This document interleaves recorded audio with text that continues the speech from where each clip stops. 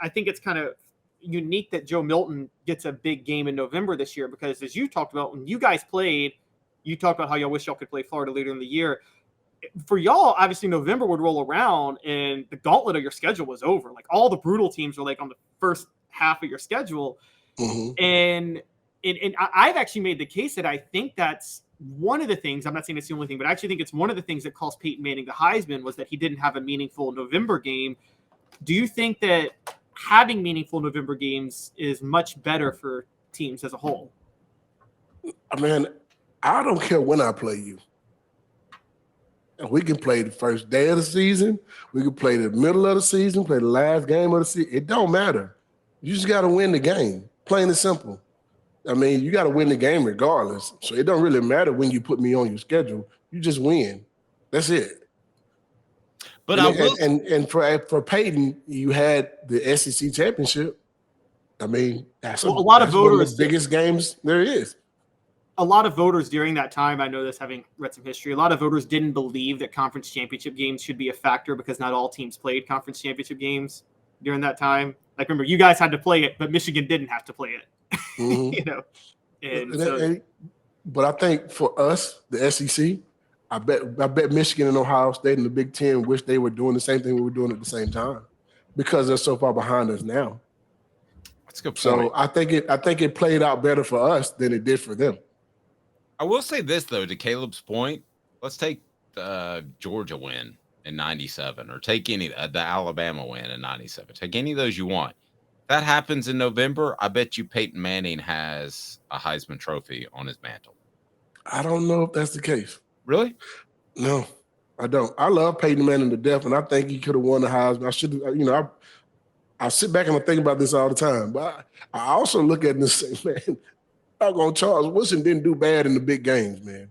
I mean, he made plays that if he don't make those plays, they don't win the game.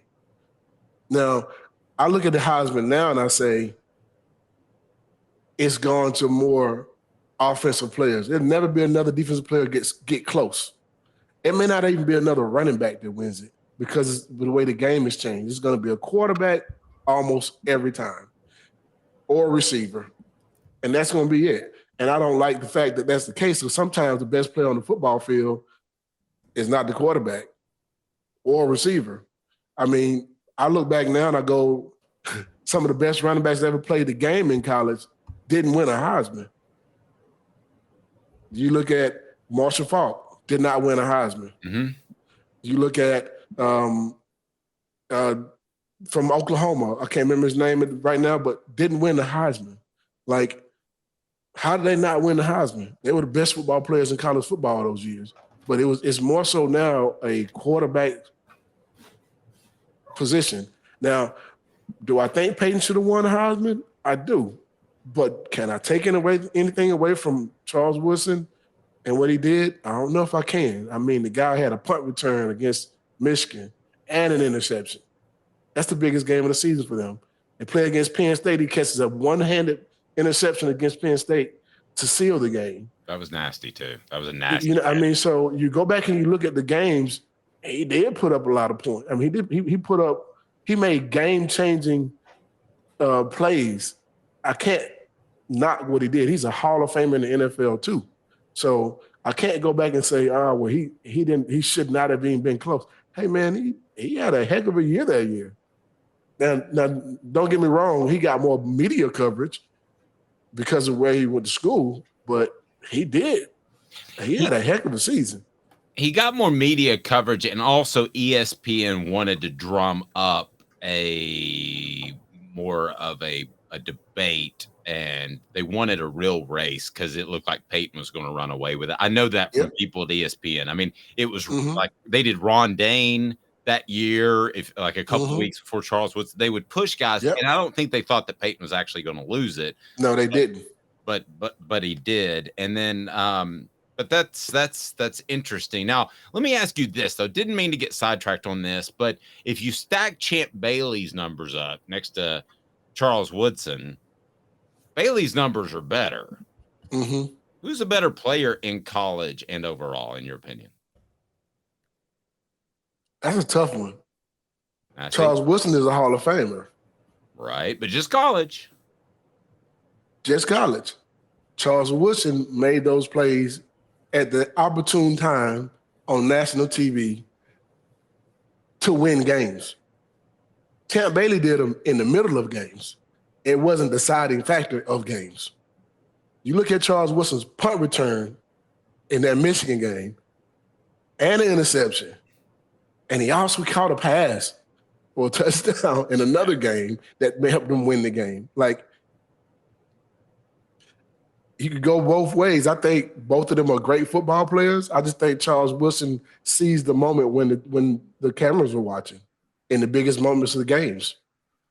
So do you think, Fred, if those plays, those same plays, and Michigan was still that good, but if those plays happened in the first quarter or less meaningful games, but Michigan still... I don't think Charles Woodson wins the Heisman if that's the case. I think the reason why they made a case for him because it was game changing and it was moments where he had to make a play or if he didn't make those plays, they may not have won those games.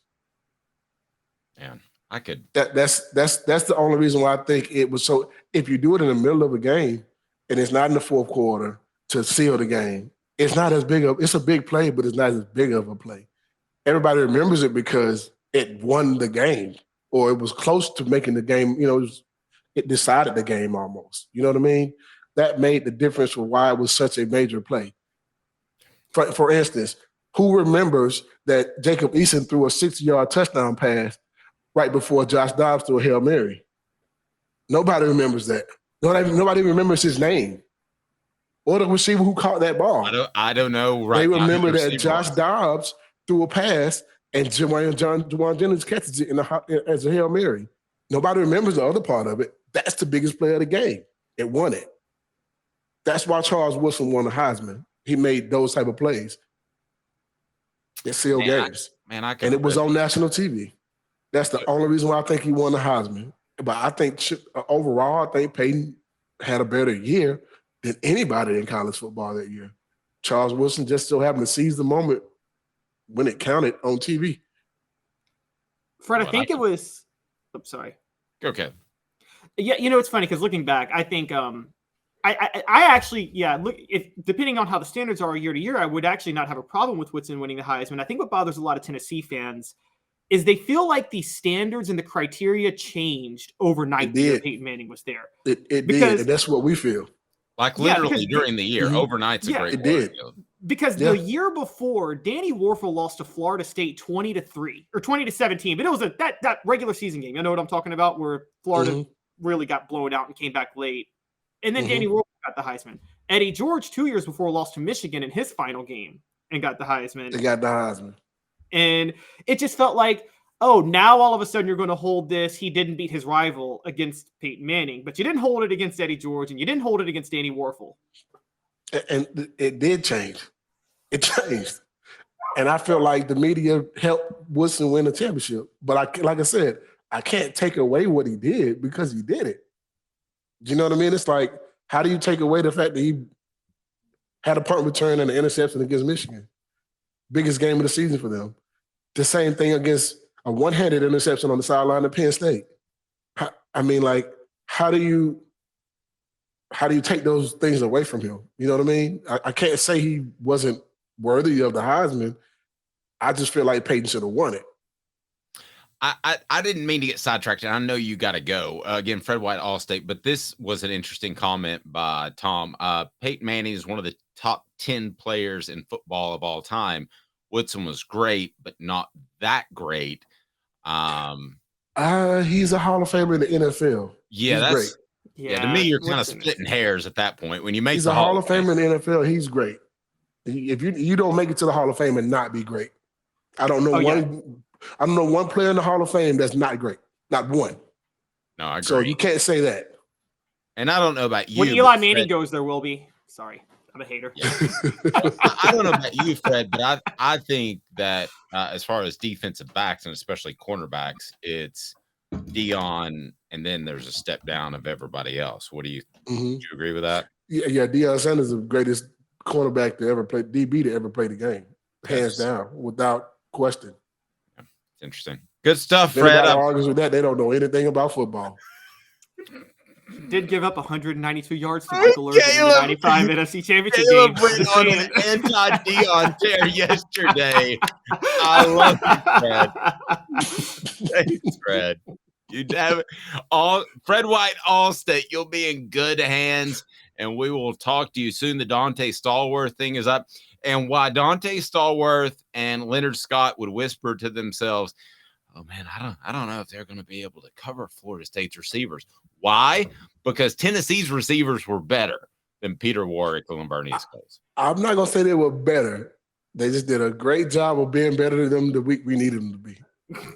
It's an incredible story. All right, and it's up there. Celebrate 98, brought to you by Tennessee Cider Company. TNCiderCompany.com. Use the promo code HAT. Get some free swag with any order. Thanks to our friend Aaron, and that's via Off the Hook Sports. Fred, have a blessed weekend, sir. I'm going to take a second to tell you that I can't thank you enough for the help that you gave me in the Celebrate 98 book that's coming out. The writing part's done. It's just a layout thing now, but I feel like I've given birth to a baby that I never want to see again. And because it's been a lot of work, none of it would have been even close to possible without you. I am forever indebted. Thank you. Well, I appreciate it. And I know one day you return the favor when I write my book. Buddy, I'm all in. You know, if you want to co-author, I've already got some ideas that we can work together on. So yeah, we were meant to work it's together. coming. It's coming, Dave. We know it. It's coming. I gotta write that. I gotta do a few things I wanna put in a book. Oh yeah, so I'm looking forward to it. We can start our own production company. It could be White Hooker Productions. White. I'll leave you with that. Thank you, Fred. My mom might not approve of that name, but White Hooker Productions. All right. One time I thought I had this. When I have ideas, I just throw them out there, and sometimes they're stupid. And I said, Fred, we could do a bit called The White Way back when we were doing radio. And Fred just goes, nah. It wasn't even a discussion. And I just moved on. And I remember John Adams was sitting there and he said later, he goes, that was a pretty dumb idea. Fred, have spot on impersonation of John Adams. Yeah. Fred, have a blessed day. We appreciate you and have a great weekend, sir. You too, guys, man. Go Vols and Off the Hook Sports.